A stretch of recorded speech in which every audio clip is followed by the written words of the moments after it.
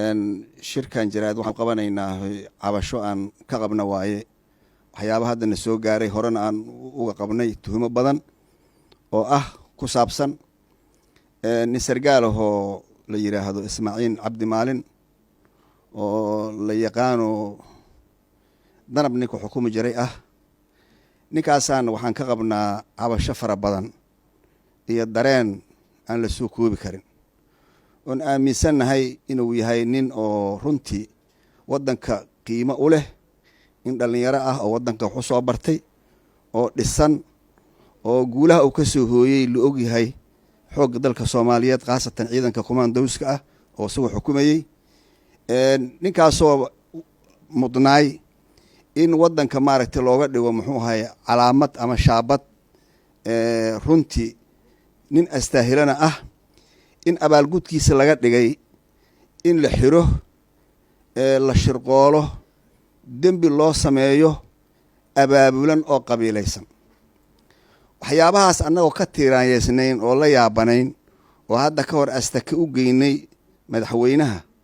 oo sida aan maqlay oo u muuqday inuusan astakadaas aqbalin qabiilka uu saas ula tegay dibadeedna uu ku gacan sayray ninkaas waa dembiile sida aan maqalnay hadda waxaana soo gaariyay ninka ayadoo maxkamad la geyn oo wax laga qorin in caawal raba in lagu dheelmo xabsiga dhexe oo shabaabkii asaga iyo ayaga wixii ka dhaxay la og yahay oo muslim gaalba la og yahay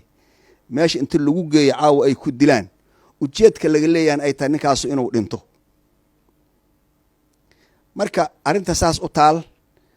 ma aqbali karno waxaana cod dheer ku sheegaynaa oo naan la gabanaynin haddii ninkaas wax gaaraan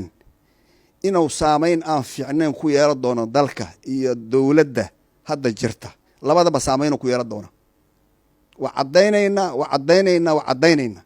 saameyn aan fiicnayn oo ka shalaayaan nimanka hadda abaabula oo naqaanoon magacyada aanan sheegayn nimankaas wax ay ka shaqeynayaan shirqoolka ay ka shaqeynayaan saameyn aan fiicnayn oo ku yeelan doona fi mustaqbalka dhow iyo madka dheer labadaba waa cadaynaynaa ma gabanayno haddaan dowladnimo la rabin oo sharci la rabin oo nidaam la rabin annaga waxaan ka xishoonaynaa dowladnimada baahiyaan u qabnaa dalku baahiyo u qabaa dhib badanaan u soo marnay baholo badanaan ugu dhacnay marqaati baa laga yahay Soomaaliya marqaati noo dowladnimaan rabnaa laakiin waxaa muuqata inaan filla Soomaaliya dowladnimo laga rabin waxaa laga rabaa saan raba haddaysan ahaanin waa ku dhayay lacagtan marina mana aqbalayno waa ka dhiidhinaynaa waana diidaynaa si cad aan u diidaynaa nimanka falkaas gacanta ku haya oo rabaan ninkaas inay shirqoolaan hadday arrintaas meel mariyaan oo sida ay hadda ay u meel mariyaan waxaan ballan qaadaynaa ilaahay iidankiisa inay shalayto ugu dambeeyaan taasaan ballan qaadaynaa rabbi hadduu idmo waa gardarro waa dulmi ma astaahilo wuxuu astaahil in la abaal mariyo la dalacsiiyo darajo sare la gaarsiiyo wix uu wadanka u soo hoyo guulaha wadanka u soo hoyo waa la ogyahay gaal iyo muslima og maraykanka uu la shaqeey jiray warqaatay ka yihiin waa adduunka quwadda ugu weyn caaw in niman annagu aan naqaano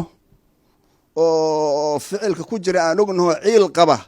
inay cawada shirqoolkaas soo abaabulaan ma aqbali karno waxaan marqaati uga dhigaynaa international community-ga iyo UN-ka iyo hay'adda Mareykanka oo la shaqeey jiray oo maaragta marqaati ka inuu nin waxgal yahay oo wadani yahay oo nin waxtar yahay oo wadanka qiimo u leeyahay marqaataan uga dhigaynaa waxaana ballan qaadaynaa hadday sidaas ay wax ku wadaan ay u fuliyaan xamar in mudaahiraadyo iyo laga sameeyo shirar waaweyn oo ku saabsan oo ka shalaayaan oo ka naxaan wallahi billaah taasan ballan qaadaynaa